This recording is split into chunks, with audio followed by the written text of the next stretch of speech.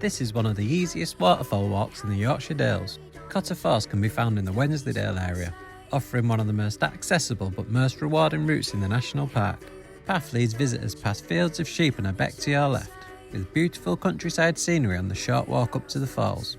Loved by famous painter Turner, Cotter consists of a series of falls cascading down into the water and is surrounded by beautiful woodland.